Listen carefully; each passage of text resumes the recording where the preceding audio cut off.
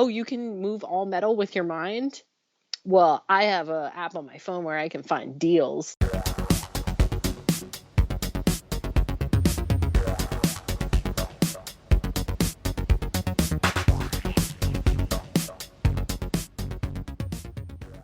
Welcome to the Coven Slumber Party with Ray of Blackheart Arts and Sarah of Calling Corners, where we break down and geek out over the witchy, magical, mystical media of the 80s, 90s, and more, and try and fill the video store-shaped hole in our hearts. I'm Sarah. Oh, I'm Ray. Sweet. All right.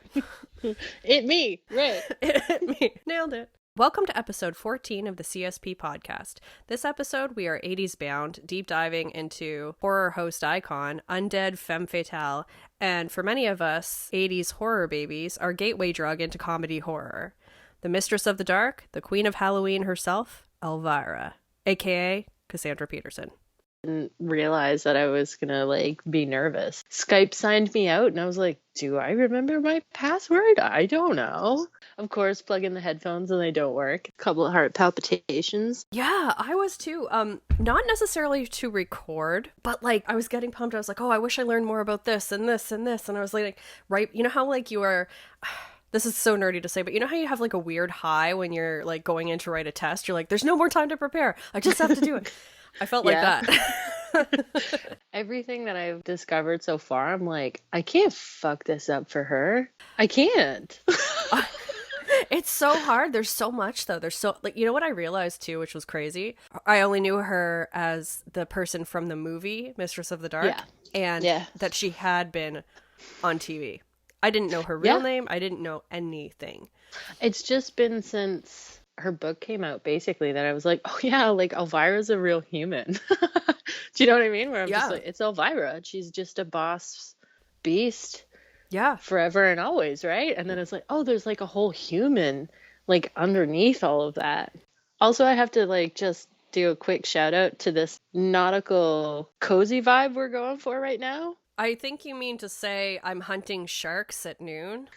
I'm a scientist going hunting sharks at noon that are terrorizing. I'm really into that. I was just thinking I was like Jessica Fletcher in Cape Cod, Cabot Cove, being I'm gonna... Same vibe, though. Same vibe. Yeah, totally. Salty roses in the front yard and dead bodies everywhere. Yeah, if there was a shark circling the bay in Murder, She Wrote, yeah. I feel like that could be an episode where it's oh, is there a shark? And it turns out it's not. It's just this guy killing off his investors or something. I don't know. Right. I think there was an episode where a dog was the murderer. So that it's one of before I got pregnant, I would watch that show all of the time while making things and doing things, and it would brought me such joy. But I can't really do it now because I have a tiny human that distracts. And you really gotta you gotta pay attention. Give it the respect it deserves, I think is what it deserves. Yeah. I had to go buy this water. We didn't have any bottled water or any sort of fridge water in the house. And I was like, I'm not drinking tap water. I'm better than that. I drink tap water at the apartment because I have a Brita filter. But here, there's nothing like that. We have a well here. And I can't remember what town water is like. I feel like I didn't like it. I feel like it tasted I want to say ground, but that's not right. No, but there is different tastes. I always go for Big 8 water when I can get some. I'm like, this is my favorite flavored water, and people are like, it's water. You mean the water flavor of water? Yeah, there's no I flavor. I really like that when it hits the 2 in the H2O, it's that's really my water. That's my choice. Your note. Yeah. Not an O girl. I'm a 2 girl. Yeah, I hear you. Isn't it from Valley? Isn't Big 8 from Valley? I think so. I think it's pretty local, yeah. I love that. That's so precious. It's pretty good. It's pretty good. I remember being going at a slumber party. It was in Valley. Yeah. We invited this girl I worked with that was just a chronic negative person. Yeah. We had a slumber party. We were like, sure, come on. It'll be fun, maybe trying to be positive influence in her life. No, she didn't want to use the bathroom because it was too small and claustrophobic. Almost to the point of being extremely rude. Mm-hmm. But but you're oh, that's kind of rude. That's very rude, but kind of rude, but you're presenting it in this way that you're just it's not for me. And so you wouldn't drink the tap water. She was like, I don't drink tap water. It's like, this is literally where like Big 8 gets their water from. She was like, oh no, tap water, gross. Do you know what though? There's something compelling about it too. It's like you almost want to see how far the insanity goes. It's like, yeah, that's right? true though. Honestly, what else can you pick apart in your life that is trash right now? That is literally just existing. But okay, sure. Yeah. What's the breaking point on this one? You know what I mean? Like, no, it's the same with that intrigues me, and like compulsive liars intrigue me. And I used to, when I was a kid, I met this girl just randomly, like on she was on vacation kind of thing. And so she was about my age, and we started talking, and she was telling me, she's like, oh yeah, these people I'm with aren't my real parents, they're like adopted parents, and which sounded plausible. So I was like, okay, yeah, sure. And then like we talked and hung out for hours, and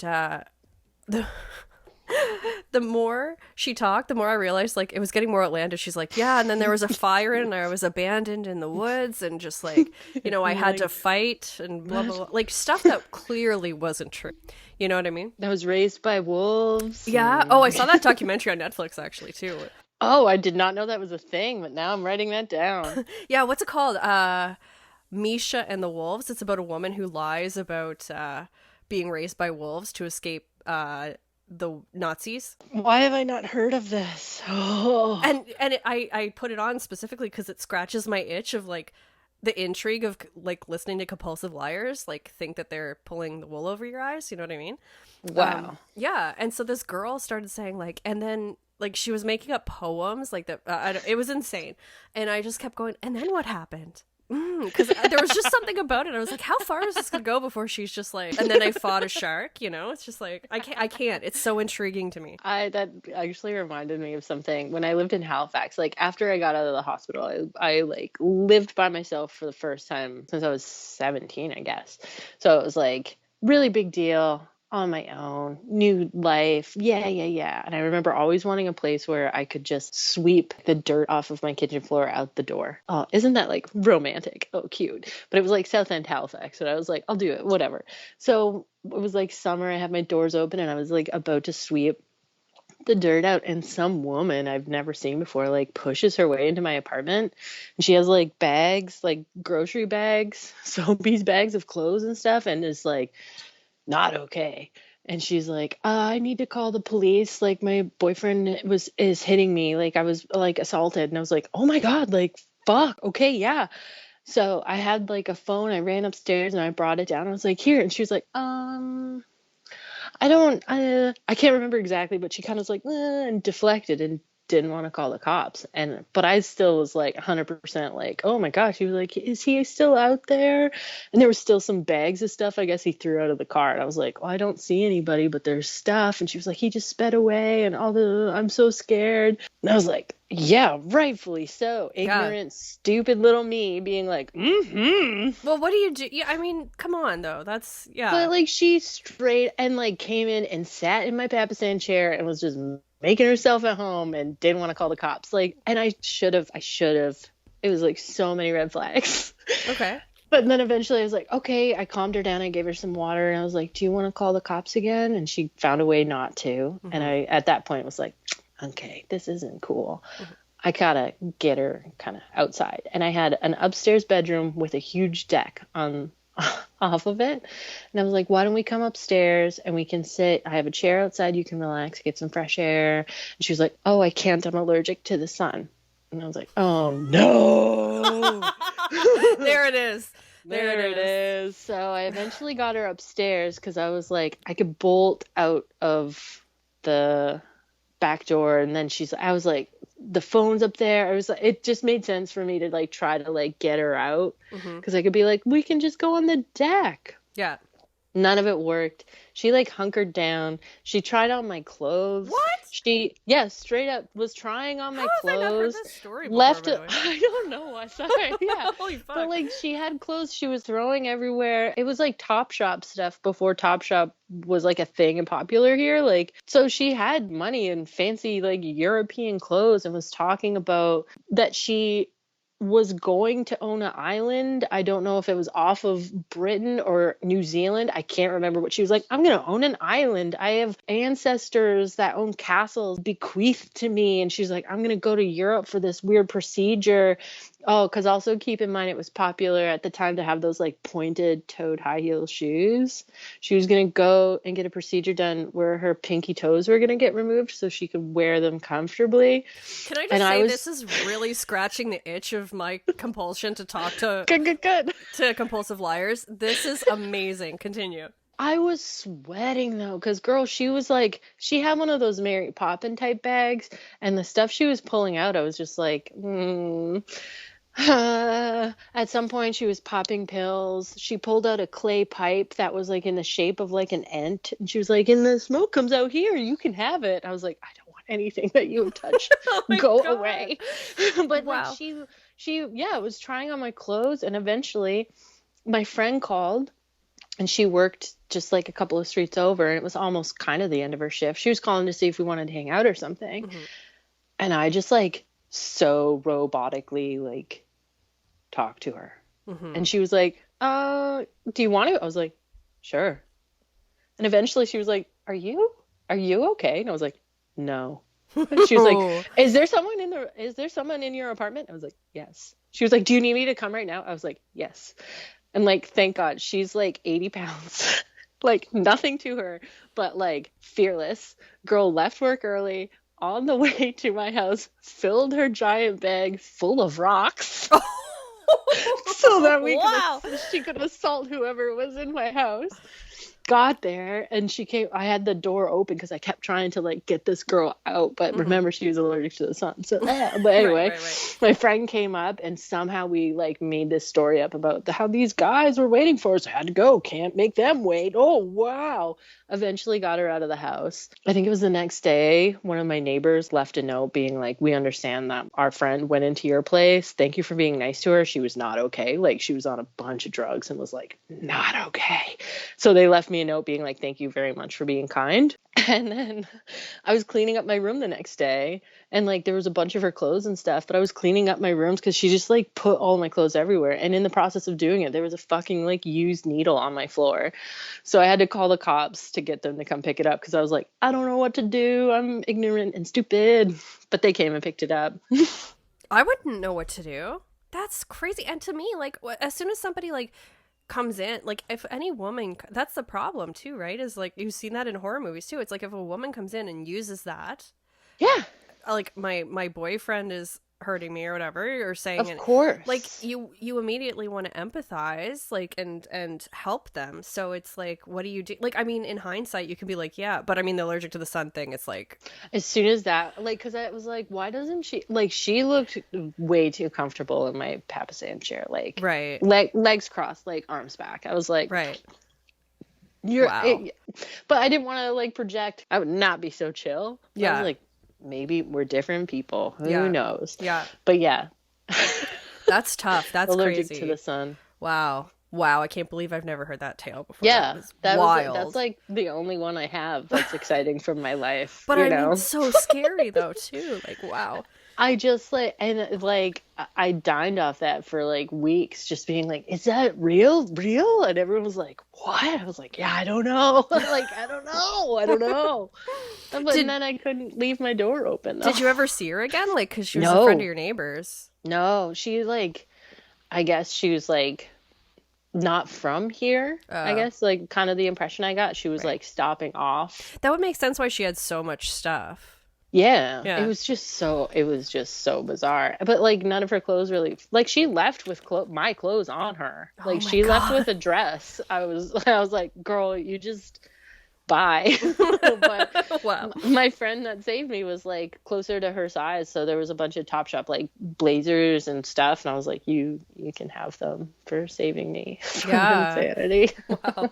What a smart thing on behalf of your friend though, because I don't know, like I am very not, as much as it's like easy to tell like when a compulsive liar or somebody in a situation where they're just lying to you, whether compulsive or not, like it's easy to pick up on after some time goes by. Like after a couple minutes you're like, oh, you get the allergic to the sun thing. whatever it is. Something that just like goes past that line, you know, and you're just like, oh, no, this is fictitious. Right? But like the you're like, oh, the roboticness in my voice. Like I'm so like, I'd be like, oh, maybe she just had a bad day. Maybe she was painting her toenails. You know what I mean? Like Yeah, no, but like, it's not how we would ever normally talk. Right.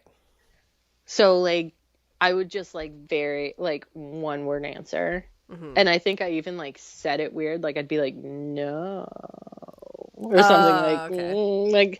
like clearly like absolutely no way mimics how I talk in real life. Right. So wow. Yeah. Oh, but yeah, my good on gosh. her. Yeah. Very astute. I like that. But holy shit. Wow. Yeah. But like, that's nothing compared to Elvira. Well, good segue. Sorry. No, I like it. I like it. Thank you for that tale. Holy shit. I feel like I was just already on a roller coaster ride. Maybe more things have happened to me, and I've just like I feel like I've had like 5 different lives, and I can't remember. And when somebody's like, tell me something interesting about your past or tell me a compelling story, which I do to people, I put them on the spot. Like I do that to my boyfriend a lot. I'm like, hey, tell me something you've never told me before about your life. You know? I love that so much. I'm too much of a people pleaser and like I don't want to bug anybody. So like I would never have the balls to be like, tell me, share. But I'm like, oh yeah, dish if you dish. Right? But then at the same time, he always comes out with a story. It'll be something like whimsical or some funny anecdote from his life. You know what I mean? I'm like, if somebody put me on the spot like that, I would have nothing to say. Yeah, exactly. I'd be like, you know what I mean? Nothing. I thought about getting a vanilla flavored coffee creamer, but I got a hazelnut. Like, right? What a twist. Me. Yeah, say, right? You see the problem. Yeah. So yeah. I kind of get jealous when people just have like a tale that they can whip out. That was an interesting way to word that as well. A tale to whip out. I still am kind of blown away by your story. Holy fucking shit, man. It was a really weird time. And how old would you say you were at the time? I was probably like 22. 21 or 22, wow. Something like that, I think. That's so scary. Holy so fuck. Still stupid. So stupid. I would have been too. I mean, I still wouldn't. Yeah, I would still probably. Holy fuck. Anyway. Also, it's just making me really bummed that I don't have my Papasan chair anymore. So where did you start your research, or what did you know about her going in, I guess? Honestly, you kind of like hit the nail on the head for me too. Like I watched Mistress of the Dark when I was younger. Mm-hmm. I knew she was like on TV. Yeah. And that was like my Elvira knowledge. So I downloaded the audiobook because I am a shite at reading. And so I've just been listening to that and like doing random Google searches and finding and digging and whatnot. And I think I told you when we were at our picnic that she has like a single from 2014 or something like that. It's called Two Big Pumpkins. It's a banger. I never actually ended up listening to it. I'm gonna have to actually. It's what you think it would be. Mm-hmm. So yeah. Also, I did try to watch the second very confusing, elusive movie, Elvira's Haunted Hills. Mm-hmm. Did not vibe with me.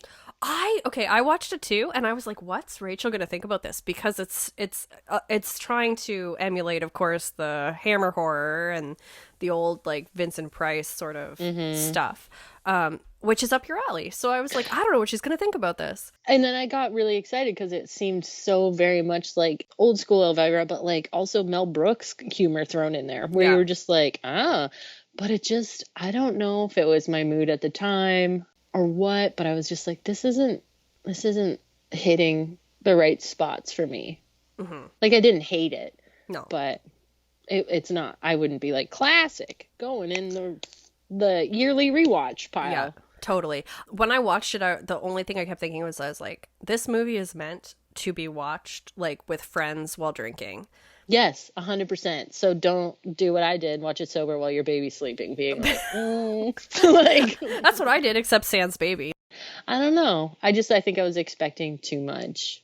Because like the one thing about Elvira in this whole thing is like it was like the magic of the time. Things don't always translate to future. No, it's true. I really am partial to Mistress of the Dark. It's just so much more the pizza party movie vibe, which you know is my determining factor. It's like your favorite genre. Yeah, favorite genre of film. Yeah. And so, yeah, I was a little underwhelmed, but like if you're a fan of Elvira, definitely try and track it down. I think I ended up renting it for $1.99 on YouTube. So was it worth $1.99? It's definitely worth $1.99, but I wouldn't pay like, you know, $2.99. Yeah, that's pushing it. That's too much. Right? I think it's on Prime. I watched it on Prime. Did you? I watched most of it on Prime. Shit, I should have looked there too. Well, heck. It's there. Oh, so are you regretting your $1.99? Yeah. Oh, one cool thing I will say about the Elvira's Haunted Hills, which is the second film we're talking about, the Hammer horror inspired one.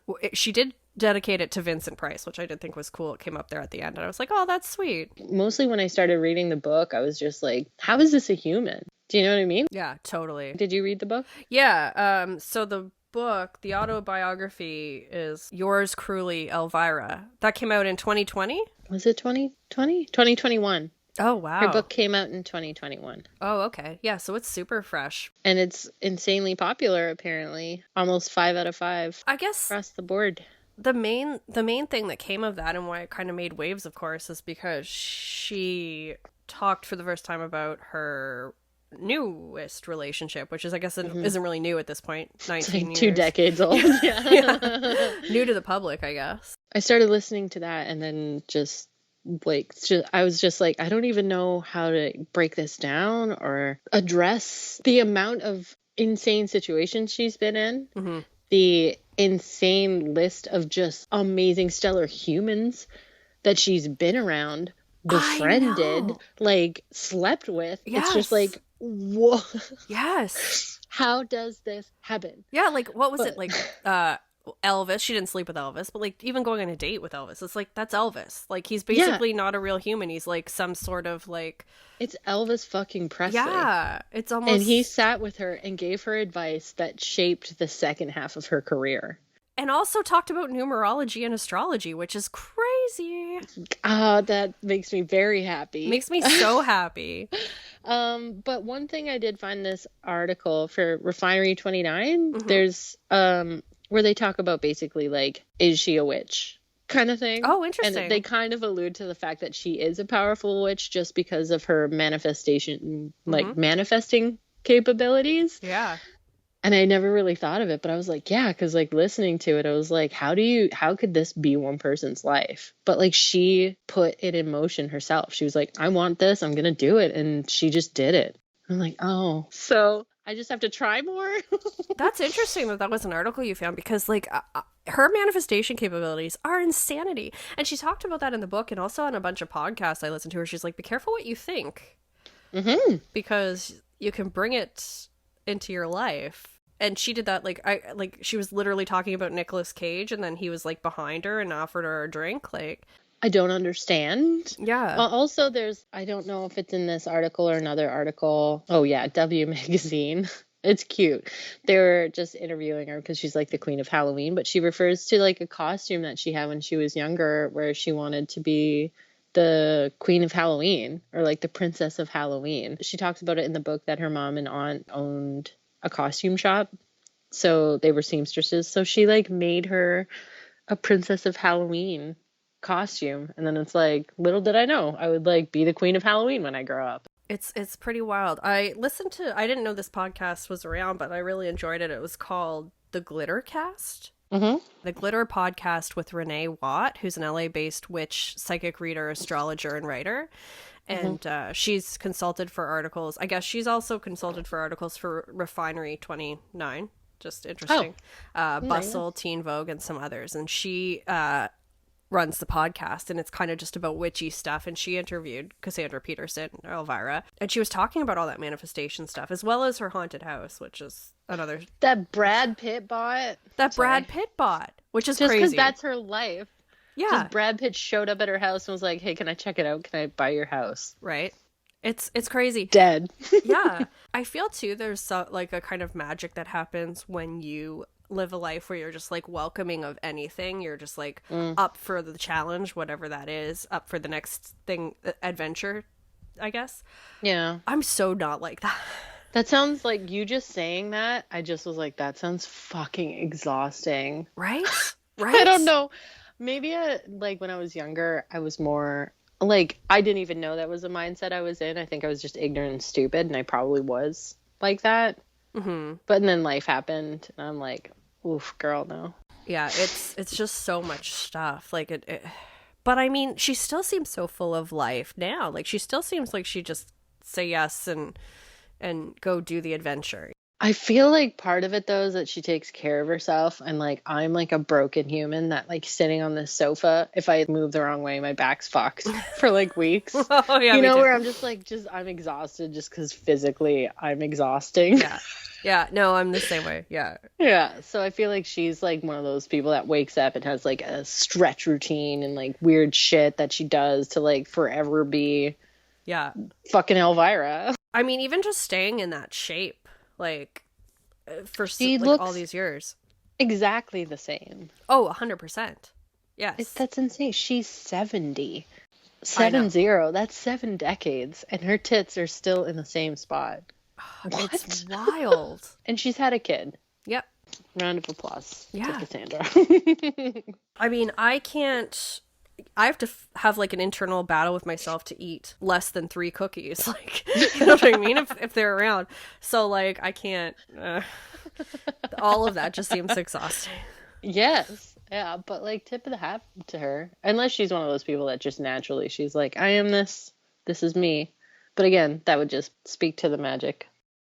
Yeah. And you know what's funny about that? Like that she's still thriving aesthetically, if that's a thing, and professionally, like doing that specific role now, is that she thought she was going to be kind of phased out show business at 30, which I mean is understandable considering like at 30 you become the mom basically when you're an actor. Which I don't feel like that happens as much now though. I think there's better writing and better stories now, but it's not great.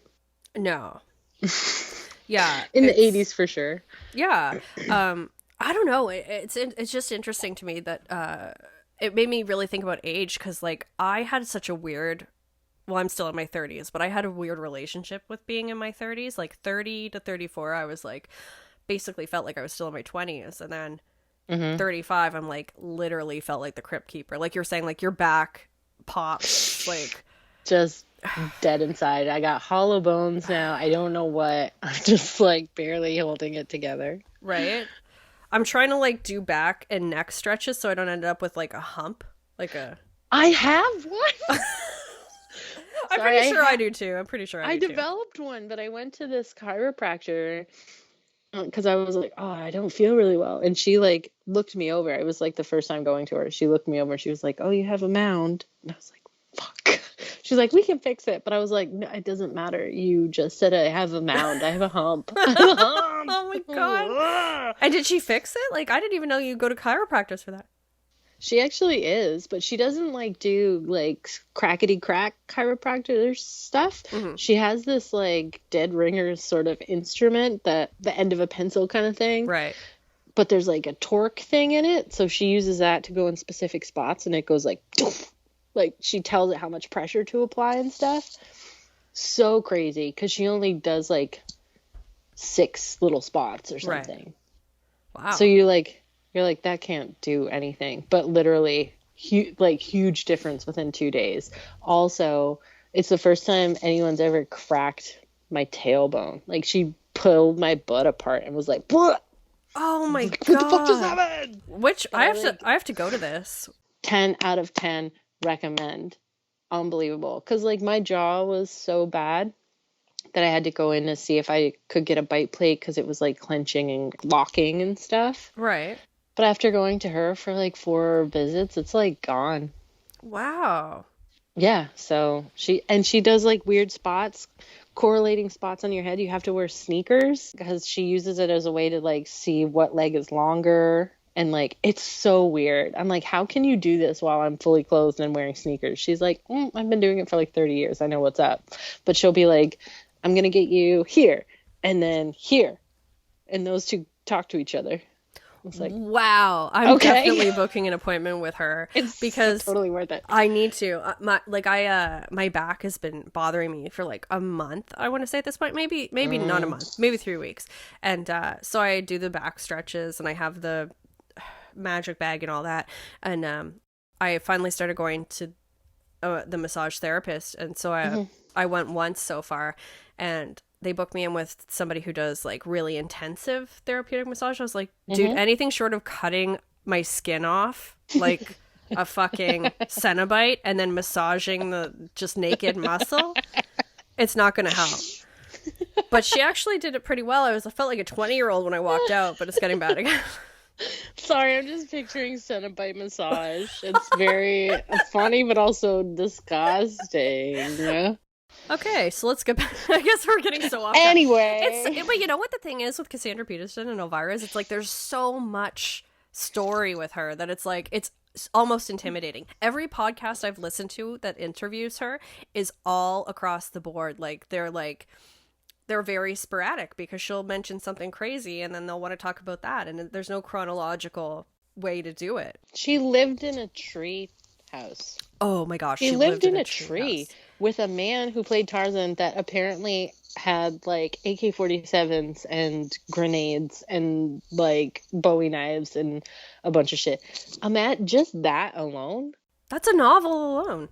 No running water, no heat, living in a fucking tree. In the book, she talks about it with men follow her home, and she like honks the horn as she passes the tree. She honks SOS. Yeah. For her boyfriend to like. Oh yeah, the guy is. It takes a couple of times, and then when she gets back, she pulls up, and he's in a loincloth with a knife in his mouth and an AK-47, and he like shoots in the air, and like the guys run away. That's like such a badass action movie move. And then she's like, "That is possibly one of the most surreal moments of my life." And I was like, how can you even say that? How? You've had you were kidnapped essentially and held in some weird Romanian basement apartment for 4 days. Yeah, so let's talk about that for a second. So yeah, there's a part in the book where she like moves to Italy, and that's when it happens, right? Oh. She starts dating somebody there, and he ends up being involved. I don't think she ever really knew because there was a language barrier, some sort of. He like sneaks out of the house in the middle of the night, and she doesn't confront him about it. Just one night she wakes up and is like, I'm gonna do some sleuthing, and finds that like he has a closet filled with like furs and fancy jewels. Right, so I guess he's stealing and like making money stealing mob money kind of vibe, and then he's like, he finds out, assaults her, and is like, don't tell anyone or I'll kill you, and then proceeds to lock her in the apartment for 4 days. 4 days. Can you imagine those 4 days trying to get out? Like, that's horrifying. That is a straight up horror movie, is it not? Like, that plot is a horror movie. Because as far as she knew, like, she could not get out and no one was coming back for her. And I'm going to be honest, she is a total mega babe, but I don't think, like, the most beastly when it comes to muscles. Right. Yeah. Yeah. So, like, yeah, she probably would be stuck. Yeah. And then finally, somebody, one of his like criminal friends came and unlocked the door and told her to get out. Just like run. Yeah. Which is great that happened eventually, but that was, for me, honestly, like out of the whole book, like that was probably the darkest part I read, because I was just like, dude, like what was that 4 days probably like? Like, she's very fun loving and like kind of like glosses over particular things, and it never seemed that dark while she was talking about it, but dude, that is dark. To go from that, like, she leaves her purse and everything there. She just runs. Yes. And then she gets out. She doesn't know where she is. She doesn't speak fluent Italian. She kind of eventually finds some people to tell her where to go. She gets back to her place, finds that her room's been rented out because she hasn't paid for the week. So the woman was at least nice. I've been kidnapped. Yeah, but like, she's like nice and was like, I kept your stuff, including your passport, in case you came back. So she had that. She didn't have anywhere else to go except some random, I forget the connection, but some weird German woman, I think, that lived in the city. Like some girl she met like once or a couple times. Yeah. Or something. And so she gets there, finds that she's like living in the project, squatting basically in a place with no door, no electricity. And so she just stays there, and their whole thing is pretending to say they're going to have like three-ways with men and taking a deposit up front. That's And how then they fucking survive. off. Yeah, and just like Yeah. peacing out. Yeah. Like, what? Terrifying. Terrifying. Yeah, that part of the book was really, I was just like, oh man, this could have been such a different story. Like, Yeah. yeah, that Italy stuff, that was the scariest, I thought, to navigate. Although you're right, there are definitely other aspects of it that came up that were There's like quite... a whole chapter where she talks about the terrible shit that physically happened to her from terrible pieces of shit. And it's just like, and she's like, oh, these are actually the nice stories. Yeah. I was like, girl. But it made me, it just kind of like reminded me again at the beginning, you know, when she's talking about her groupie days and stuff and how she almost got raped by Jeff Beck. Or was it Jeff Beck? I can't I remember. can't remember. It was one of the Yardbirds, I think. Yeah, she was maintaining her virginity the whole time she was a groupie, and she said it got her kicked out of a lot of beds. Yeah. Was it Jeff Beck? I can't remember. No, I don't want to like say someone if it wasn't correct. Yeah. Was it Jimmy Page? Jimmy Page, she just went to his show. She went to his show with a friend, and she ended up meeting him and smoking pot with him in his trailer. And he kissed her and gave her his phone number. No, that's Jimi Hendrix. Oh, that was Jimi Hendrix. That was Jimi Hendrix. Right. No, I think it was Jimmy Page that did that. Oh. And she was like, I'm a fucking virgin, and left.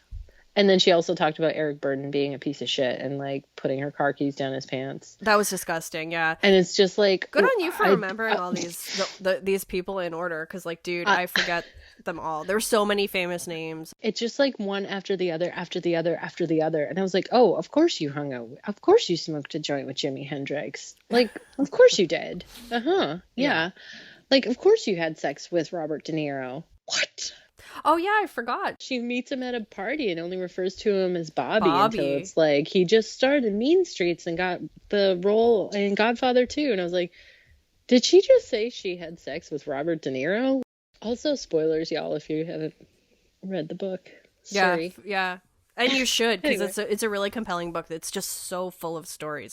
And I have the audio book, and she's, of course, reading it, and it makes it, like, super special. But I think my favorite of her anecdotes, even though it's like so tame, so stupid, she was with the Osmonds because her life is glitter and fantasy. She was with the Osmonds one night in Vegas, and they went to go be introduced to Frank Sinatra, and he was a complete dick to her. Apparently he like shook all the Osmonds' hands, and like when it got to her, like put his hands in his pockets, leaned back and said something about her tits, like, you got big tits or something like that. And she was like, I was so embarrassed, I could have just turned into a pile of goo, kind of embarrassed. But then she was like, later on, when I was like a coat check girl at like an Italian restaurant in LA, he came in, and she was like, and I spit in his hat. I don't even remember that. That's awesome. And then she does the Elvira line, revenge is better than Christmas. I was just like, that makes me so very happy that you got a chance to do that. Her autobiography really does give you a look at like just how much of like men's space like the 70s particularly were in Hollywood. And it just speaks to like how powerful of a person she is, like how talented and charismatic and everything, for her to be able to go through all of that, kind of like maintain a career, but like become Elvira in her 30s. Huge. It's huge. Yeah, because your 30s, like as we were saying, like in show business, the perception was always you're kind of like aged out. You're done. Yeah, you're done. And she just started her phenomenal character. I thought it would go till 40, and then she turned 40 and 50 and then 60, and here we are. Now she's 70. Yeah. It's very impressive, that's for sure. So she was born September 17th, 1951 in Kansas, and it was only 14 years later. She was 14 when she started working as a go-go dancer at a club, a 21 and over club, I believe, Club a Go-Go. Yes. She worked there every night until 2 a.m. and then went to school for 7 a.m. the next day. Like, none of this computes. That's insane to me. Like, how do you, I put in a 8-hour day somewhere and I'm like, oh, I'm done. I need a nap. Like, I can't even cook supper. Yeah. Like, I'm getting a burger. Yeah, 100%. Yeah, she was like talking about how she does her homework like on the floor of the bar or whatever, the Yeah, back for room. years she did that. Got through high school, but then there was like a gay club that she also went to. She tried her hand at going to a strip club. What else? She became a Vegas showgirl when she was like 17 or 18.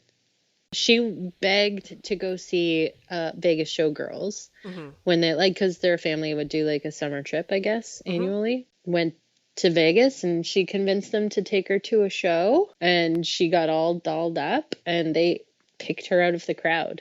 I know. It kind of reminds me, I was listening to, what is it, Armchair Expert or whatever? Oh, Dax podcast? Shepard's podcast, yeah. With Mandy Moore, and the same kind of thing happened to her. Really? She like won a contest or something to win recording time in the studio, and she was recording there, and this FedEx delivery guy noticed her and was like, I know a guy who knows a guy. And like from that, her career happened. What? Yeah, it's just like, how does shit like that happen to people? I heard something a while ago, which I never heard before, which is bizarre because I'm pretty sure it's just like, you know, one of those sayings that's pretty generic. But it was like luck is when timing and preparation meet or something. And I guess that's true, because when they basically picked her out of the audience, being like, we need you to. Cassandra Peterson, when they picked her out of the audience, they were like, we need you to audition for this. She's like, well, yeah, I've been a go-go dancer. So like she put in the work. So in 1969, after high school, she rolls back into Vegas with her aunt accompanying her for the travel, and she begins her showgirl career. I can't remember what I was like when I was her age. I'm assuming I would have had the energy to do it. I think. She's a hard worker. Multiple shows a night. You just made me remember a part where she spoke about, what was she talking? Oh, when you signed your contract, there was like a clause in your contract that said you couldn't weigh more than 5 pounds more than what you did when you signed the contract. Yeah, that was straight up a thing. It was 1981, KHJ-TV wanted to revive the Vampira character, which is kind of where our knowledge of Elvira begins. KHJ-TV originally aired, I think it was 13 episodes or 13 weeks, something like that, of Vampira in the 50s. And so they wanted to bring it back, presumably as Vampira's daughter or something to that effect. Cassandra Peterson was in an act called Mama's Boys prior to this. And Robert Redding, who worked with her in that act, helped her sketch out some designs for the character. So I think it's important to note that their first sketch that she was kind of gravitating to was she explains it as very Sharon Tate-esque in what's that vampire movie she was in? Vampire Killers, I think. The Fearless Vampire Killers. Yes. She's got the red hair and she's kind of like dressed a bit ghostly and stuff. Almost that go-go kind of vibe, but like a little bit go-go undead, we'll say. Which speaks more to, I think, Cassandra Peterson's aesthetic, her personal aesthetic of what she probably was thinking or wanting. But the studio was like, nope, it's got to be black. Kind of more along the lines of the original Vampira, but also Morticia Addams. Who's the other one? The Munsters. Oh, Lilith or something? Lilith Munster, I think. Just that whole sort of like creepy, freaky vibe. Old school. Yeah. So, but I thought it was cool because Robert Redding, when he was doing the sketches with her, he was inspired to do the Elvira makeup based on a kabuki look that he took from his role as Hecate, which I thought was really cool, from Macbeth, because he had played that role. So in a sense, the look of Elvira comes from Hecate, the goddess of magic. Really, the Hecate thing was just a note I had because I thought that was like, if we're talking about any sort of real witchcraft, aside from her manifestation abilities, I'd say that's it. True. But yeah, they had to change the name from Vampira last minute because Mila Nurmi, who played Vampira, her lawyer called the studio and was like, nope, can't use the name. We have the rights, which they don't have the rights. It was in good faith that they kind of were discussing it with her, like she had the rights to the name Vampira, but they kind of were like, okay, we'll pick something else, and ultimately they went with Elvira after drawing that name out of a hat. So really, it's kind of at random that we got the name Elvira for Cassandra Peterson's horror hostess character anyway. What did you think about that Mila Nurmi and the Vampira versus Elvira stuff? I don't know. I think I just kind of took everything for granted, because it's just like, that's how I knew her. And I was like, oh, there's just like some symbiotic connection between all of like the gothic gals.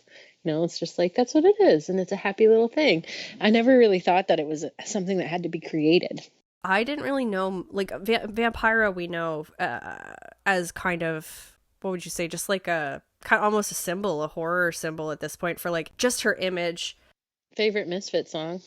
Yeah, Misfits. Yeah, exactly. It's interesting, or her aesthetic is very popular still, like kind of rockabilly-esque. But I kind of dug a little deeper into the Vampira Elvira thing because I was curious. In her book, in the Yours Cruelly Elvira book, she says that it was a one-sided feud. Right? Like Mila Nurmi was doing this herself. And she says that she did several terrible things. Like Mila Nurmi, Vampira she emailed. She did not email anything. She mailed like nude pictures of Cassandra Peterson to a company that was going to put on prepare like an Elvira cartoon for kids. And so that got canceled. Stuff like that.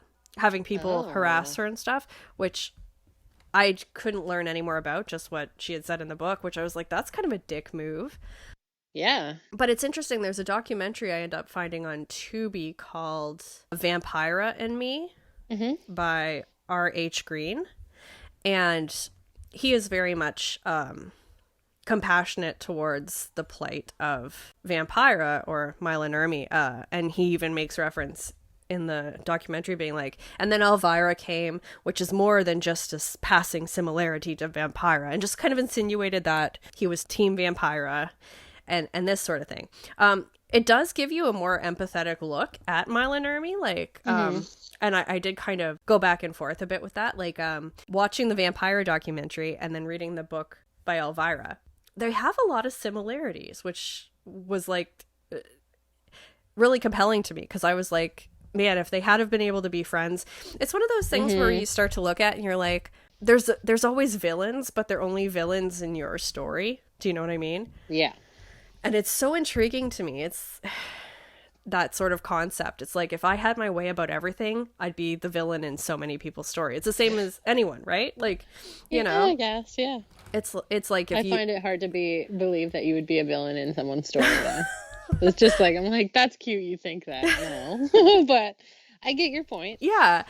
So I started just like thinking about that whole thing. And so I kind of can empathize with both women and their stories and situations. But there's so many similarities. Like, for example, Mila Nurmi, Vampira, and Cassandra Peterson, Elvira, both went through life with disapproving mothers. She's very clear in the book that her mom called her, you know, ugly and stupid and terrible. Yeah. Terrible. Yeah. And Mila Nurmi, same deal. Both of them birthed their horror icon characters, Vampira and Elvira. I guess, what would you call that? Their personas? Yeah. From local TV stations, not national or international, which is so cool. It makes it so much better. Right? Can you imagine us just having like an Eastlink version of this and then it just like skyrockets? Is Eastlink television still a thing? Because if it is, I think we should try to go for like a 2:00 in the morning slot. We should see what this. We can do. Yes. Seriously. I would be game to try that. We could have a set like an old video store. Oh, this is coming together. The excitement. No one take that idea. We're calling Eastlink tomorrow. Calling Eastlink how? I don't know. But we'll do this. I'm so pumped now. Eastlink TV. So, okay. Back to the similarities, just to finish this. There's a metaphysical belief between both women. Cassandra with her manifestation and haunted house, which we haven't really spoke about yet, but she did have a haunted house. And Mila Nurmi with her belief that she and James Dean knew each other in past lives. She said they were karmically drawn in the documentary, and I thought this was cute. She said, "We were the same kind of soldiers." And I was like, that's such a whimsical way of saying that. Aw. Fun fact, there's only actually 2 minutes of footage that we actually have of the Vampira show that exists. Everything else was lost. Shut up. Yeah. Are you serious? Yeah, I'm serious. So the only thing we have of her is photographs and video. We have Plan 9, which she doesn't consider Vampira per se. And the 2 minutes of footage that's left, and that's it. That's insane. Yeah, and I actually suspected that might be part of why she had such sour grapes for Cassandra Peterson being Elvira's, because there's so much posterity with Elvira. She has so many things. She's on so many products. There's so many forms of media that she's done. And I wonder if that might kind of contribute to her sour feelings. I don't know. That was just probably. That makes sense. Right? Yeah. Both of them have burns. Physical Shut up. burns. Seriously? Yeah. So Cassandra Peterson, we haven't spoken about this yet, but as a 2-year-old, she was scalded with boiling water and it burned 35% of her body. She should have died. She should have died. Yeah, straight up. Mila Nurmi was an adult, and it was in an apartment fire during the holidays. She saved a cat. And her arms were badly burned. So the burning is definitely more extreme, of course, for Cassandra Peterson. But it's just interesting to me that both of them were harmed and had sort of a physical similarity in terms of their accidents or something. It was just very strange. That's so crazy. Yeah, and both of them were showgirls. And they, how could you not just instantly be like, we're meant to be? I know, but it went the opposite way. I guess it happens, right? Yeah. You're stepping on my toes too much. Like, fuck off. Yeah. Maybe. I guess it probably would have bummed me out. Even if it was like, oh my God, we're like sisters. And she was like, I'm Elvira. I'd be like, that's like very close to my name, Vampira. Like, can't you even... Is Stacy taken? Like, come on. Taken. You know? Like, I can get maybe cumulatively? Is that the word? Sapporo. It might have been a lot. I understand. Totally. But at the same time, it is a bummer because that's a stupid list of similarities. I thought so. Huh.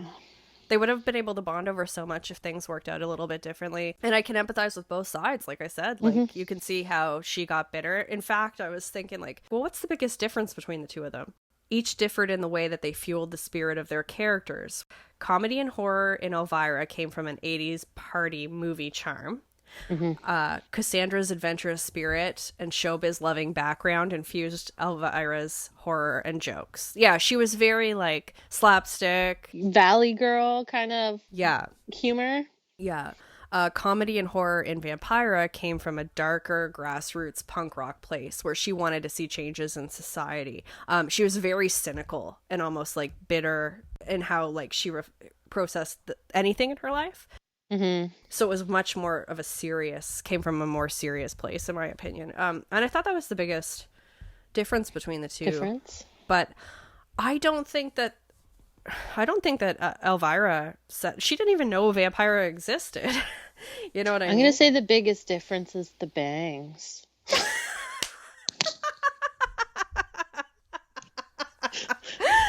Touche. Imagine if I was sincere there, though. Yeah, but I don't know. Cassandra was like a huge horror nerd when she was younger. She alluded in the book, like saying that while her sisters got Barbie dolls, she got Frankenstein. Like she loved it, so she might have known, maybe. But again, you're saying like Vampira was just on like local cable access. Yeah, and that's the thing, right? Yeah, probably not, because I don't think they had like Fangoria back in the day, you know. So yeah, she probably straight up had no clue who she was. Yeah. And it was basing it probably more off of the Munsters and Addams family. And if that's the case, then wouldn't Vampira also hate them equally? Well, she doesn't, because here's the hypocritical part. She kind of based that Vampira off Morticia Addams. Like, she dressed up like Morticia Addams to go to a party and got the job of Vampira from that. Fuck off. Yeah, so... Is that time-wise? I felt like it was later. But maybe, okay, no, I believe you. It was the New Yorker comic. She didn't have a name, I don't think, at the time. Gotcha, okay. Yeah. So it was just the very early stages of the Addams family. Like, not like they weren't fleshed out, right? That's kind of hilarious then. Yeah. So I picked my battles peculiarly. Yeah, I think there was a lot more going on there than just oh, you're copying my idea, because to be perfectly honest, she would have known. She got her character the same way. So can I just show you this picture of her though? Hell yeah. Like, look at that stunning creature. I know. And that font. Oh, she's showing me a picture of Vampira in just like the ghostly background and stuff. She 17-inch waist. 17 yeah, she went through in the documentary, she talks about this. This was another, I know we're talking about Elvira, but this Vampira aspect of it just like intrigues me so much. She says in the Vampira and Me documentary that in order to put that dress on, she would of course use a corset, but she would fast for 2 days. They shot on Saturday. She started fasting on Friday. She would stop drinking water on Friday, and she would, I want to say like, dehydrate. She would dehydrate. And she said that it had something to do with like when you're prepping meat for cooking, like the enzymes. I don't know. It was this weird science thing to do with meat, and she started doing whatever they do with meat to break down meat to her own stomach. Salt meat? Yeah, it had something to do with like apricot enzymes, or I don't know. I can't remember. It's in the documentary, but like just the craziest shit. And what's so sad too is she stayed camera ready for 20 years after her show got canceled, just in case they wanted to do it again, which I think is another part of where the bitterness comes in with Elvira. No shit. I would be pissed for 20 years? Yeah. Girl. No, she had 20 years of anger built up. Yeah, that's gonna lash out. She could have had so many pizzas. Or just water. Like, you describing that sounds like literal hell. Like, I get people have their food things, you know, their diets or whatever, and then that though is fucked. Oh yeah. I love to think of it in like an abstract sort of way and be like, wow, like showbiz, oh my goodness, the things people do, but like that's fucked. Oh yeah. So I mean, she looks amazing, but also here's the thing. I don't think I could ever do that because, well, that's crazy, and I just probably couldn't. I'd be like, no, I'm going to have a glass of water. Yeah. And like, what? But two, like, to have the confidence to know, like, at that end result is worth it. Do you know what I mean? I would do all of that, every bit of that, with the weird enzymes and everything. And when it comes to, like, and the camera's rolling, I still would be like, I don't think I look very good. Do you know what I mean? Like, I would not have the confidence to be like, yes, this is it, bitch. So this is what I mean, right? It's like, you can see from Elvira's side why it seemed so crazy and like out of left field, because she's just hired to play this character, and, you know, it becomes iconic for her, but at the time she was just hired to play this character, so she's like, why the fuck is this woman being such a bitch? Yeah. But then like you kind of like get into like, you dig a little bit into what happened there, and you're like, oh okay. Yeah, well, especially because it's not like she didn't create the aesthetic of Elvira. Like, Cassandra didn't do it, you know? No, that wasn't even, like I said, that wasn't the first design they took to the tables, and when they did ultimately settle on that, like, you know, black dress kind of dark hair design, it was very new wave. It was very 80s. It was not, I don't think they look, aside from the fact they're wearing a black dress, I don't find them particularly similar. Yeah, but like, let's be honest though, like, style was not the style that we have now. The 80s kind of broke a lot of things open with ways to express yourself with your clothing and stuff. But still, it was like at the point where it was just like, what else would you do if you are trying to make a sexy, dark, fiendish lady host horror movies? What are you going to do? You're going to put her in a tight black dress. Of course. You know, it's not fucking rocket science. Yeah.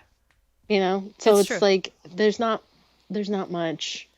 It's the name, I guess, that would throw me. The name is very close. Yeah, but even how they came to that, it was at random. You know what I mean? Random. Yeah. Can I ask you a question? Of real course. quick? Yeah.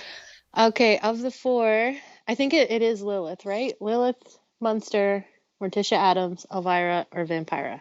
Who do you go to? Which one are you drawn to the Oh, most? ooh, honestly, probably. Honestly, I'm gonna have to say Morticia Adams. Yeah, I was gonna. Yeah, okay. I Yeah. also that is kooky. Yeah? Okay, yeah, You'd pick her too? yeah, I do. I want to say Lilith, but I don't think I'm that nice. Like she's a really nice person. And I feel like we just grew up more. I think that Morticia Adams in terms of movies was more. Like I would love to go through life with like the dramatic lighting that what is it, Angelica Houston constantly had on her, where it's just her eyes lit. Like, yes, please. Or just like the dark romance of it all. Her and Gomez. It's just like I love it. I love it. I know she talked about this in her book, but I first heard it on that Glitter cast when they were talking about the manifestation and stuff. Are you cool if we revisit that for a minute? Hmm. She was on the Glitter podcast for 2 episodes. She did one on manifesting, which she talked about. She was a huge fan of Ernest Holmes, who was an American New Thought writer, teacher, and leader, according to wikipedia.org. I mean, he was, but I just started quoting it, so I just wanted to give them credit. He was the founder of a spiritual movement known as religious science and part of a greater New Thought movement, whose spiritual philosophy is known as the science of the mind. He was the author of The Science of the Mind and numerous other metaphysical books. End quote, I guess. Anyway, that was from Wikipedia. But, Okay. but Okay. yeah, she read one of his books and it, I guess, really changed her perspective on life and she found it really profound and everything. And she kind of summed it up in that it's about vibrating on the same vibration as the thing you want, which I think is kind of what Mm, she's done with her life, right? She kind of is always adapting to vibrate on the same vibration as the thing she wants. that sounds so easy, I but know. then like what? Do you know what I mean? It's like I just gotta vibrate. Just gotta hit that right vibe. And then she also spoke about Abraham Hicks. I don't know if she follows the teachings or just read the book or books. I'm not super familiar with all the literature on it, but basically Esther Hicks and Jerry Hicks channel Abraham essentially as an entity Hmm. and just drop some knowledge. She also spoke a little bit about that. So she is kind of on the level of like, knowing the spiritual stuff. And I think she mentioned tarot even in one podcast that I Hmm. listened to as well. I saw in one of the interviews that she said when she was younger, she used to do tarot and had like a Ouija board and stuff. But apparently on the Ouija board, let's see if I can pull it up. Okay, yeah, I actually had a Ouija board tell me that I'd been one of the witches that was burned in Salem in a past life. So that was a little bit dark. It freaked me out so bad that I got rid of my Ouija board. It's like, Yeah. Also, I find that quote misleading because no one was burned in Salem. thank you. Sorry. There's a quote that goes around where it's like, I'm the daughter of the witches you couldn't burn or whatever. And I'm like, I've girl, seen it. it didn't happen. They were hung and Yeah. like drowned and like, but no. I guess it's more European or whatever. I mean, I know that it just wasn't. But yeah, I think you're right. I think most people identify that with Salem, and that's kind of an incorrect identification. Anyhow, interesting though. Yeah, she did have some compelling experiences with Ouija boards, but clearly it didn't put her off too much because one of her popular pieces of merchandise is an Elvira Ouija board. So, which is my favorite piece of merchandise out of all the ones that I saw. Apparently, she has a cereal too, which would be my second favorite. Whoa, what's the flavor? I don't know, but she says it turns your poop black. Ah, instantly go to eBay. Right? Worth it. I'm not kidding you. Oh, I think it's a Hot Topic exclusive, so go to Hot Topic. Another thing that she mentioned in the Glitter cast, as well as in her book, and spoke about it on other podcasts too. I think there was a few ghost-related podcasts that she was on where she speaks about her haunted house. What did you think about the stories regarding her haunted house that you came across? All I know is that things happen. She didn't really get in what I read and everything. I didn't get much other than like things happened for a really long time and she was like pregnant. Yeah, apparently the whatever all the stuff that was happening stopped after a priest performed an exorcism, and there was a cleansing ceremony as well. Like the two practices together, she feels like cleared the house, which I thought was interesting. Plenty of stuff goes on. If you want to know the details, definitely check out the book or the Glitter Cast, because they talk specifically about that stuff. But the one thing that did keep my attention with the haunted house stuff was the pool. Did you remember? No, I got none. I didn't have a chance to finish the book. I don't remember how far it is. She talks about this and other stuff too. Anyhow, so she bought a house, which of course, as you mentioned, Brad Pitt then purchased later, oddly enough. But she purchased a house, which was a 1901 2-acre 4-story 29-bedroom house in the Hollywood Hills called Briarcliff Manor. Woof. Right? Like, what are you doing with all that space? Honestly, it was her and her husband, so like 2 people. Being Elvira. Yeah, right? She could probably fit all of her merchandise in that house, though, now, I guess. So many cereals and Ouija boards. There's a room just for cereal and Ouija boards. There's just a pinball room where it's just Elvira moaning and so many pinballs. Right? Totally. There were several instances of spookiness she talks about, but the one I noted was the shadow. She calls the shadow in her pool. So there was a shadow at the bottom of the deep end of her pool, but she couldn't figure out what it was from. And it was always there. So it wasn't like the sun on a particular day or whatever, you know? There was nothing on the bottom. And she said it kind of moved around a bit. Sometimes, like, subtly, because at first she thought it was her body, like the shadow of her body. Yeah. And it was not. Interestingly, it was heart-shaped. The pool was heart-shaped. It was an Olympic-sized pool, and it was the first pool in Hollywood. It was built in the 1920s. It's a heart-shaped Olympic-sized first pool. Got it. Go. To commemorate the building of the biggest pool in Hollywood, heart-shaped and Olympic size, a party was thrown. Mm-hmm. To decorate, they put flowers all across the surface of the pool for aesthetic purposes. The next morning, when they cleared the flowers out, there was a girl who had drowned and no one noticed that was under the flowers. What? Yeah. So maybe they should have cleanse the pool or something too. I don't know, but it does seem very bizarre that the shadow exists in the pool and that this happened. Now that you say that, I do remember reading somewhere that she was like, things kept being like strange and things kept happening, and then she found out that like bad things happened, and she was like, not just like creepy weird, like 7 people died in there, and not just like of a heart attack while they're sleeping, it's like drowned or murdered or whatever. It's like, how do you drown at a party and no one noticed? That's my question. But it was the 1920s, so I'm like, Were people stupider? Like, I don't know. How big were these flowers? No idea. But the story was very compelling, especially when you think about the fact that this kind of shadow. She has some really scary stories about that house, actually. Another one was a dream she had. It's very... It's freaky. It's freaky stuff. Okay, I'll have to listen to that podcast then. Yeah, yeah. I want to know now. Glitter Cast, yeah. I guess when she told Brad Pitt, he was like into it. She was like, okay, you're the right guy to buy the house then. And I guess he like lives there. It's not, because how many houses does Brad Pitt own? You know, like probably 30. Yeah, so, but I guess he actually like lives in it. Let's put it this way. He probably has more than one room that's just Ouija boards and cereal boxes. You know what I'm saying?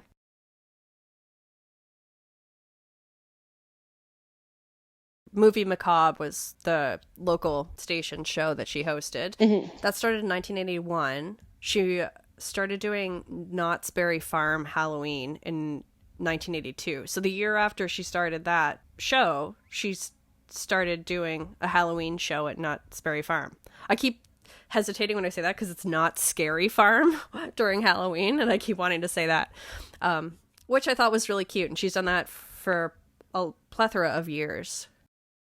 It's weird because the stuff that I took the most interest in deep diving into was all Elvira related, but not like specific to the woman. Like it was the Vampira Elvira kind of controversy.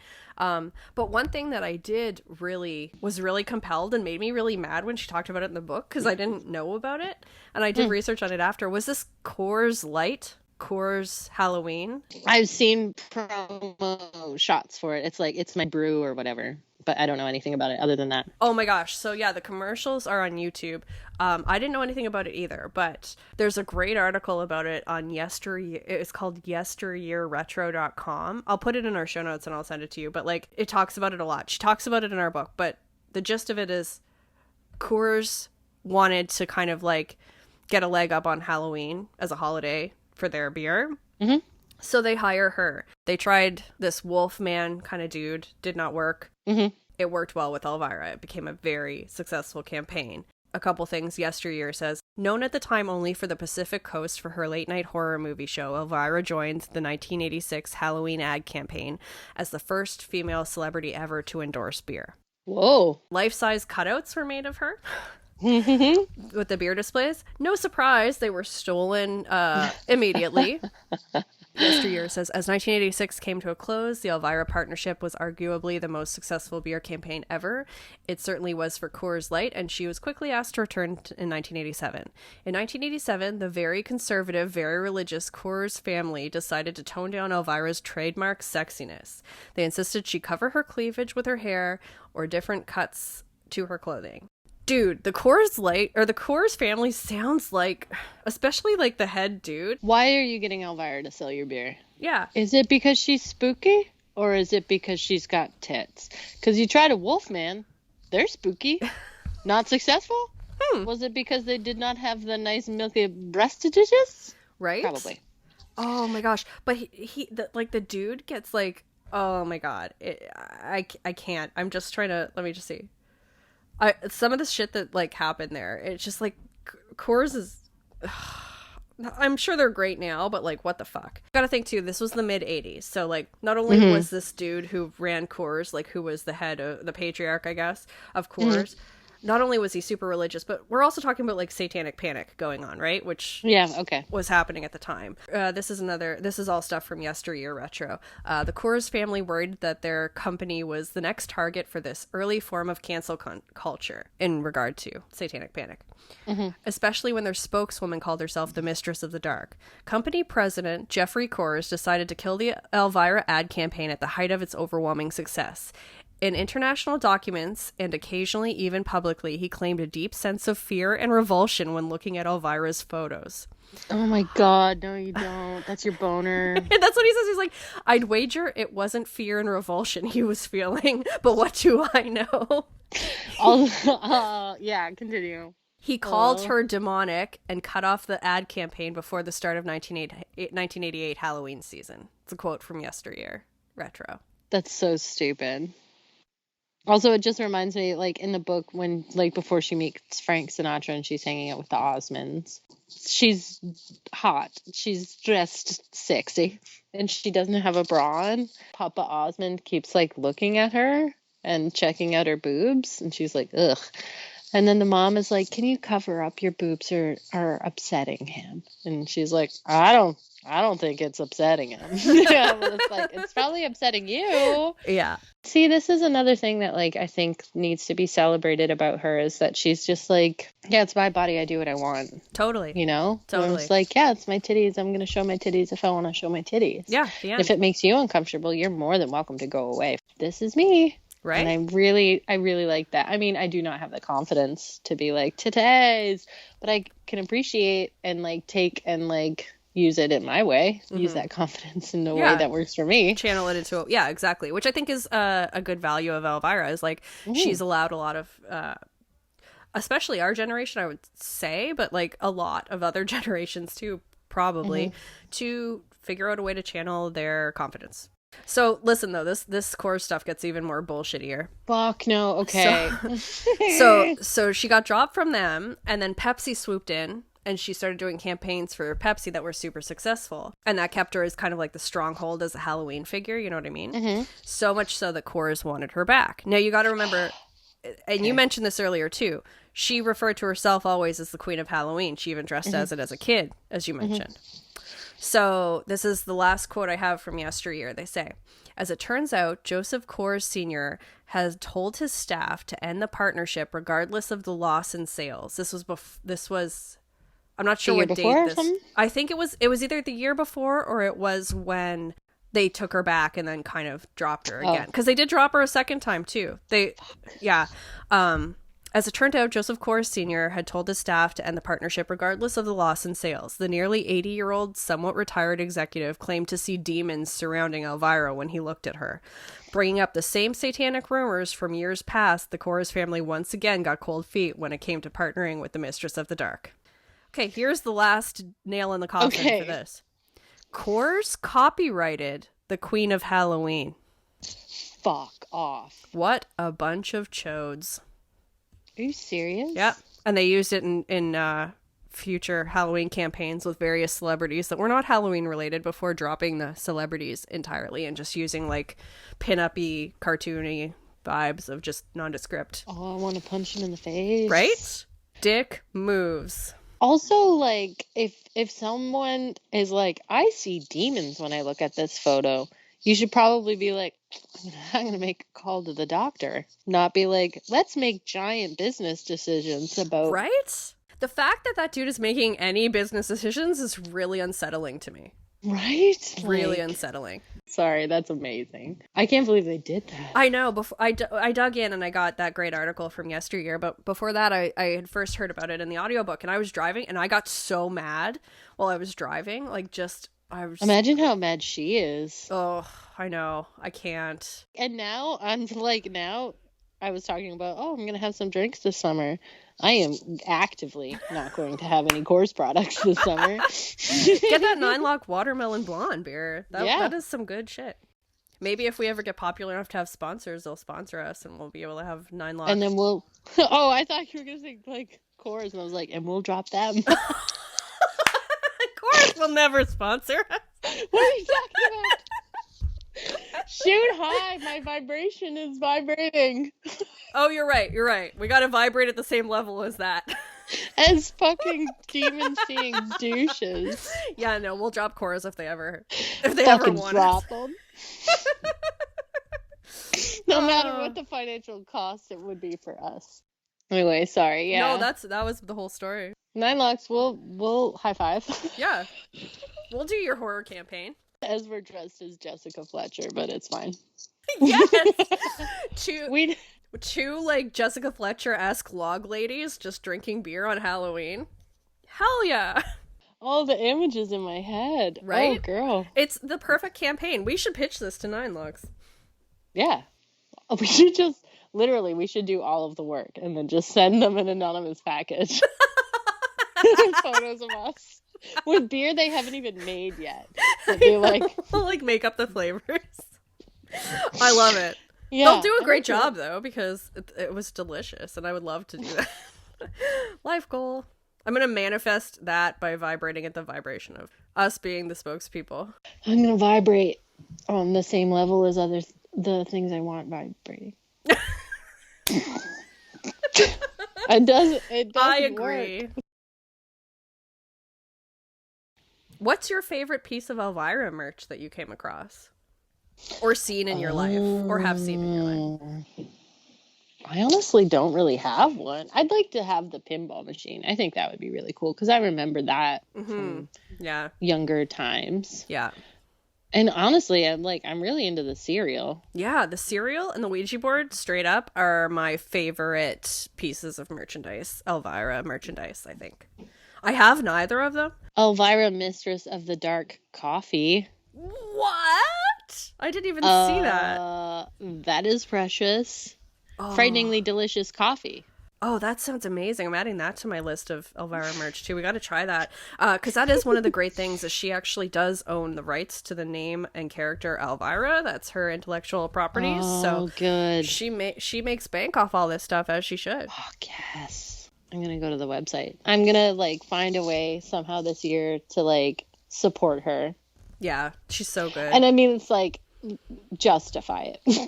I can't just be I'm supporting Elvira, because I'll buy everything. Yeah. Yeah. Autographed Cassandra Peterson TV photo? Yeah, I'd spend $60 for that. But should I? Absolutely not. Actually, people, including the author of that yesteryear retro article, is a collector of those life-size standee figures from the brew advertisements. Yeah, she actually ended up making her own beer for a little while after that. Night Brew was one of them. That would have been interesting.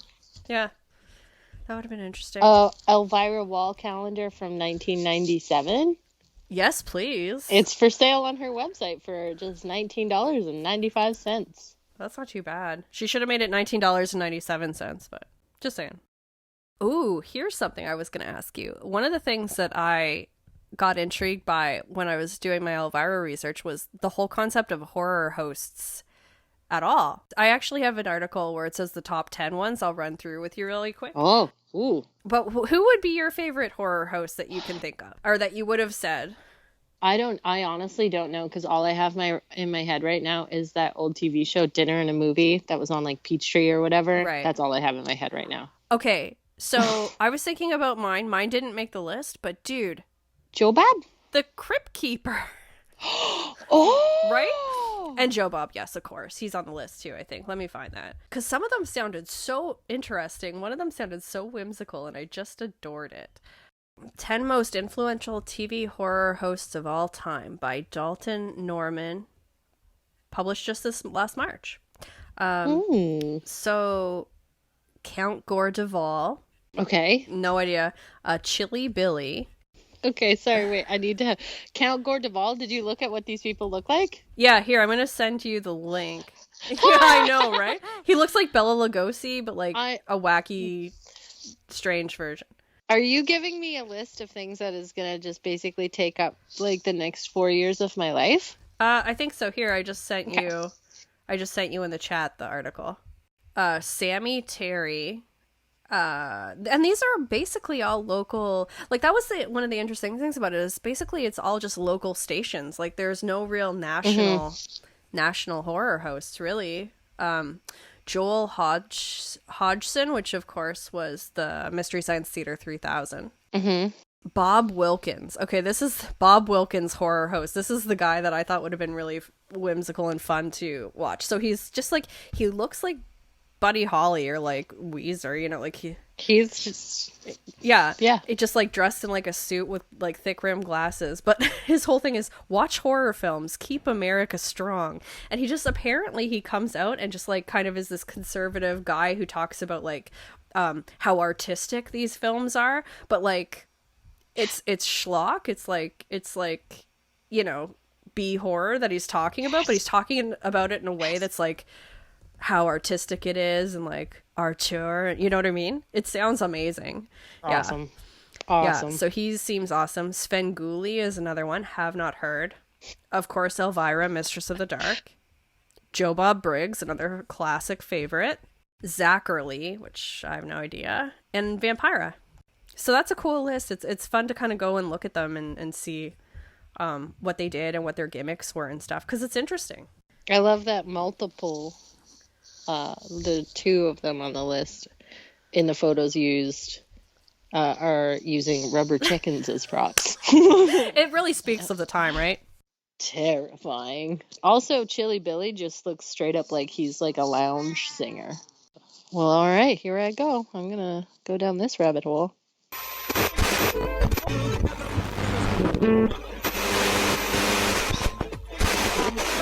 Don't touch that dial. Oh, also, she was divorced. Her divorce was finalized on Valentine's Day. Like, how poetic of a life does she have? That's all. Oh, shit. Yeah, we didn't even really talk about her marriage, her 25-year marriage. That's crazy. I don't know anything about it. I didn't get that far in the book, other than she has a kid with him. Yeah. Mark Pearson, I think was his name. Or is his name. They're just divorced now. He's still with he us. still exists. Yeah, but things didn't end well there, which kind of sucked, because she spoke so lovingly. Like they had such a like happy marriage until a point. I think she says something even to the effect of like, I had a really happy marriage for 10 years, and it's like really depressing because she was married for 25. Yeah. But then now, of course, the whole thing with her book that came out and everyone was talking about it was because she sort of came out as well. Her current partner of 19 years is a woman, T, who was her personal trainer for a while. But apparently she's very happy, and, you know, it's a very holistic relationship and stuff. So, I mean, I guess everything worked out for the best, which is awesome. Yeah. But yeah, that's kind of a depressing part in the book, the divorce and stuff. But I think it's most like shocking the internet that like Elvira has come out is like, because it's like, wait, she was for men. What do you mean she's now with a woman? It's like, which I think is one of the reasons she felt scared to do it at first too, was because of worrying about Elvira as a character as opposed to her as a person. I'm sure there's 1,000 things about Cassandra Peterson / Elvira that I wanted to say that I just forgot. Oh, same. There's just so much about her life. It's stupid. Yeah. And like in a really positive way. In a positive way. It's just like this woman has lived 20 lives in 70 years. Yeah, and like I think I alluded to you before where it's just like I just feel like kind of a heel. It's like what did I do with my life? Right? It's like I went grocery shopping yesterday and it was an adventure. Like, yeah, like all energy gone. It's like 2 shows a night. Vegas showgirl. Sometimes 3. Yep. And that was her second iteration because her first was years of go-go dancing, which I thought about that later and I was like, how tiring would it be just to go? Like, I can't do aerobics for like 5 minutes straight. I danced the bare necessities with my son today and was like throwing him around and stuff. And I was like, this is the end of me. Right? You know? Yeah, and I hear like, you. So yeah. I have to change that though, because like I'd like to not be like that for the rest of my life, but also just like 2 shows a night, and then all the other just like surviving she had to do. I know. It's a lot. It's more than a lot. It's unreal. Yeah. But okay. A lot of respect for her now. Right. That I did not necessarily. I had respect for her, but it's like on a different level now. Yeah, I feel like we took like a class in Elvira. Yeah, but also like confidence and self-esteem and self-worth. Like I feel like I'm gonna be a better person after this. I totally understand that feeling for sure. Thank you for joining us on this episode of the Coven Slumber Party podcast. You can reach us at thecovenslumberparty@gmail.com. Our show notes can be found on the Calling Corners YouTube channel. If you're new to the podcast, we'd love for you to subscribe to it wherever you listen to your podcasts. There's no initiation to join the Coven, just a shared desire to relive the glory days of rewinding tapes, slinging tarot, casting spells, watching the classics, eating pizza, and not realizing all Buffy's nemesis plans could be foiled if they had cell phones.